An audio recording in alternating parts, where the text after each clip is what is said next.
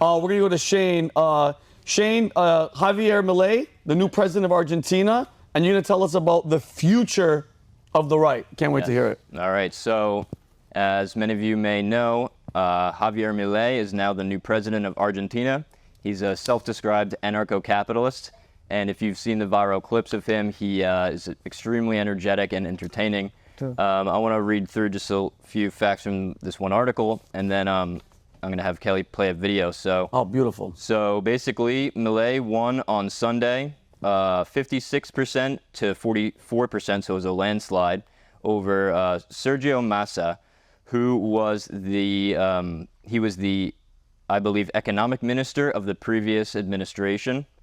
So basically, in Argentina, there's this unspoken uniparty called the Peronist faction, and it brings together all these different parties under the flag, if you will, of Juan and Eva Perón, who are these shining stars in Argentinian history and culture.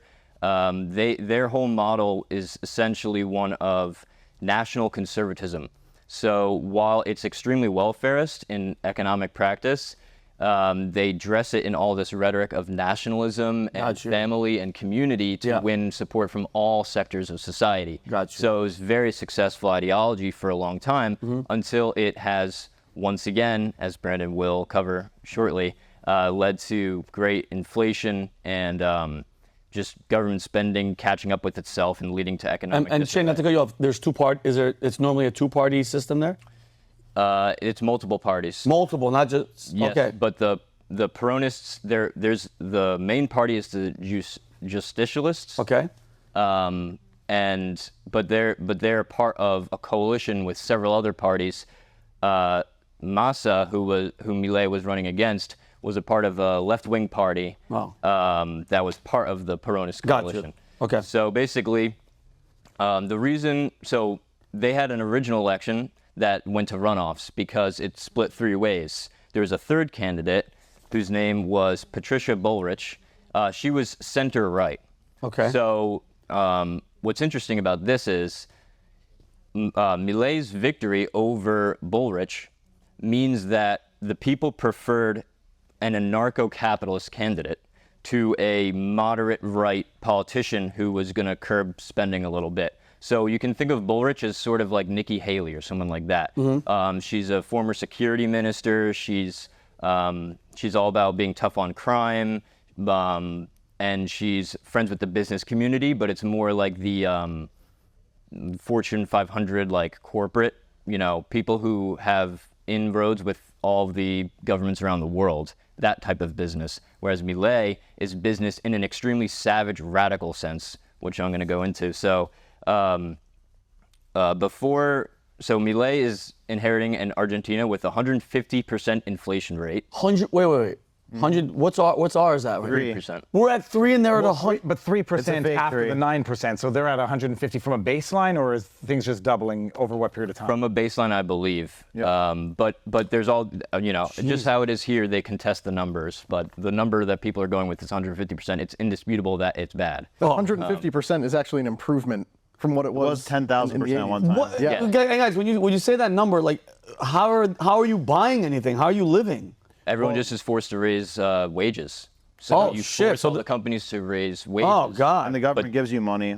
Well, the government gives the money to offset that, but that's how rich of a country is Argentina? So that's the thing. Argentina has a very good economy in the sense of it has lots of resources. It has used to have a very stable middle class. It doesn't actually have that much crime compared to other countries in South America. There's no reason for it to be suffering as it is. It's simply the result of the decisions made by its leadership, politicians. Got you. We had looked it up beforehand, but I think it was like, one report said 55% of registered employees work for the government, but another one said it was like 24 to 28% of all employees were government employees. It's closer to half. What? Yeah. Damn, it's even bigger. The government needs to pay them more so they can keep up with inflation. They go on strike to demand more, higher wages to keep up with inflation. It sounds a lot like Canada. except maybe 20 years in the future. And any government spending like that is like good money going after bad investment. You know, there's not a good ROI on paying government employees for the useless jobs. You know, There's no productivity. no, it's a good, like ROI is generated off of investing in technology and infrastructure and education. You know, not just like mindless government jobs that are redundant. But Exactly. Creating value, harvesting resources, making food, things that, you know, all of these government workers do every day, go to the grocery store, buy food, but none of them are producing that. So, And Vinny, you asked how people are living in Argentina. Not very well. According to the statistics we pulled right before the show, roughly 40% of the population is living below the poverty line. 40%? 6% of children in the country are below the international poverty line. So for all this stuff, all these government jobs, people are not doing well. yeah. It's amazing not to be Canadian-centric, but I am. I mean, I'm just comparing this in real time to Canada. This is like it's twice as bad as Canada, but it's only twice as bad as Canada. Canada, like 1 in 5 children are hungry, or 1 in 4 children are hungry. Figure what percentage of the population are living basically at the level of poverty. The amount of people working for the government. So like Canada can look at Argentina, at least Argentina pre-Javier, and say that's our future. And then who's going to be the Canadian Javier? well, America too. Like this should be a warning flag for us because you know this all goes back to welfare spending and the government getting involved with the free market because you know the government puts all these things in place to try and artificially boost the food supplies or keep people like above the poverty line, but it's all unnatural. And you know like the best number out of all of this is that 9 debt defaults they've had. Like the next highest country is like 4 debt defaults in the last 100 years. So that's Argentina has 9? 9 debt defaults. They're not doing. They're not doing well. Keep going though. So in comes Milei, and I found this out. Milei, not only is he an economist, but he's also in a Rolling Stones cover band. I saw that. Yeah, he's an entrepreneur. He was the consultant for some billionaire, and he's done all this stuff. But I went back to his early history. He was inspired to study economics because of hyperinflation in the late 80s, early 90s, when he saw people throwing themselves on top of merchandise in a supermarket. And he was like, I want to understand what causes people to do that. Wow. So the problem of hyperinflation has been his lifelong goal, and he's finally going to get to tackle that. So I just want to bring up a few points about the future of the right, and then we can play a clip. Beautiful. Basically, what I see in this is, and this is just my prediction, you guys can contest it, I think that this is the beginning of the next stage in the global right. So I think that Trump was acting under the idea, things are going bad, but we can make countries great again. We can, get elected, change the governments, keep them how they are, but change them for the better. Milei is like, we're past that point. We need to start over. We need because he calls it a reconstruction. So he believes he's reconstructing Argentina. Gotcha. So, there's an interesting thing that's going on in D.C. where you have, on the one hand, you have the libertarians who aren't really, when average people consider themselves libertarians, they mean like gun rights and, I want to be able to own a company. But libertarians in D.C., they are, like I'm talking about the Koch brothers, Chamber of Commerce, Cato Institute, they use libertarian rhetoric to justify endless free trade with China, which is not free, as Trump always talks about. And they also stand for mass immigration, which they think is working in their favor, but really it's just for votes for Democrats. 100% it is. And they actually don't get that much return on the labor as they claim they do. So that faction of, I call it Libertarianism Inc. in D.C. was fighting against Trump. Trump came in as a nationalist populist saying, I want to put tariffs, I want to stop immigration. Because of that, there's this whole cohort of groups that tried to make permanent Trump's changes. They call themselves the National Conservatives. You can look this up. They have their own conference. They're basically trying to figure out, why was Trump so successful? It must be because he hit on the right ideology. But the thing is, the reason why Trump was successful is because he's Trump. Yeah. He has the same energy like Milei. Trump wasn't successful because he has the right nationalist ideology. It's because he's Trump, and that was just the way he approached the problem. Yeah. Milei has that same intense energy. Now he's saying this is a different situation. It requires a different solution. So I'm saying that I think the next phase is going to be, you're going to see more of this anarcho-capitalist stuff where we try to fight the mass inflation that was incurred because of the COVID lockdowns. Wow. And I just want to play this one clip. Oh yeah, go. Please do it. Milei talking on Tucker on X about his warning to countries like America and like Canada, which are not yet as bad as Argentina, and his warning to us. So this is not the clip with the chainsaw. No, This is the change that. you have to look that up. Which on was your own amazing. time, but- All right. Que nunca abracen las ideas del socialismo, que nunca se dejen seducir por el canto de las sirenas de la justicia social, que no se dejen atrapar por esa frase nefasta que donde hay una anciana hace un derecho, pero que eso no se hace solo. Para eso hay que estar preparado y hay que dar la batalla cultural día a día. Y que hay que tener cuidado porque ellos no tienen problema en meterse adentro del Estado y aplicar las técnicas de Gramsci, seduciendo a artistas, seduciendo, o sea, la cultura, seduciendo a los medios de comunicación, o metiéndose en los contenidos de la educación. He's hitting everything on the head. Hay que tener mucho cuidado, hay que cortarles el financiamiento y hay que hacerlos competir a la par. And that dude, he sounds like everything David. It sounds like Trump. 100%. What did Trump say about the siren song and it was in one of his speeches, I want to say, it says beware of the swan song or the siren song of whatever. That's fantastic. Now you watch that and you compare that with some of his other more energetic, Yeah. calling the libs shit libs, and all this stuff. liftards, and Now, and people, what drives me nuts is people say if he talked more like that, people would listen to him.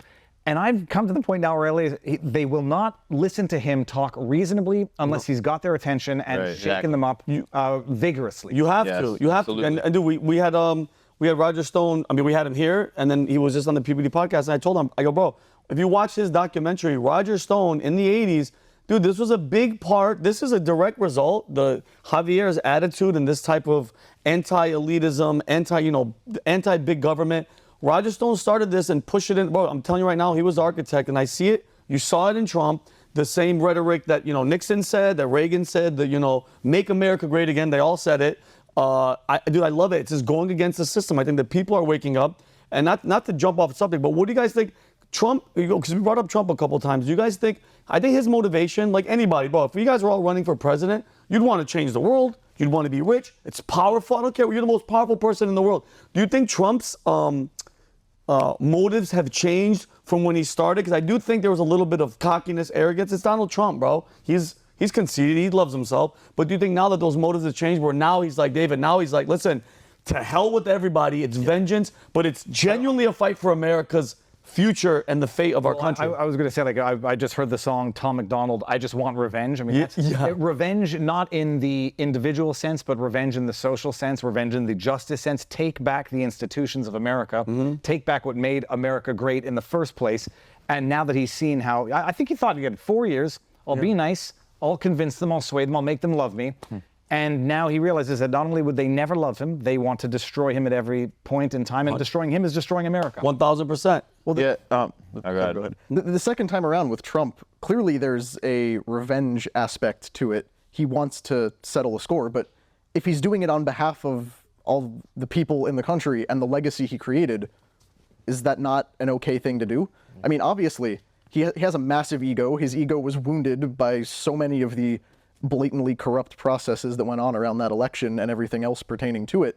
But is that a bad thing if he wants to restore something that was objectively better than what we've got? I think, and Brent, I'm gonna go to you. I know, I 100%, and bro, and I, it's crazy when you talk like this. Oh, you just pro-Trump. No, the idea, anybody that went against the establishment, and so much shit got revealed that we got to see. Like, oh my God, and I've said this before. God picked a crazy orange, yelling, you're right. He pulled open a curtain and let the average person see, look what they're doing to you idiots. Look at this. His biggest problem, I think, Connor, we talked about this, Shane, at your guys' desk. I was like, yes, drain the swamp. Congratulations. But you don't say that out loud and publicly, because guess what? The alligators and the snakes, they're listening, bro. Yeah. The Chuck Schumers, that little worm, he's listening. And when he said, they got 7 ways to Sunday. 7 ways to Sunday to get your ass. They're not even hiding it. So what were you going to say, Brandon? I know, like in relation to that, it's like throwing stuff at an invisible hornet's nest. You know, like with they have 7 ways from Sunday of getting back at you because you don't even know who you're making enemies of, but they see exactly who you are. Ooh, yeah, and you're out there, Brendan. yeah. And Brendan, this is just that swamp is just what we see, and we always Yeah. have these conversations. So much deeper. Who's really there? Names you don't even know about. You see the Rothschild, you see the Soroses, you see those people that they let us see. You'll never see the real people who are actually behind it. Like And it's just old like money. Yeah, and here's my other question to you guys before Kelly, how much time do we have on this topic? Are we still good?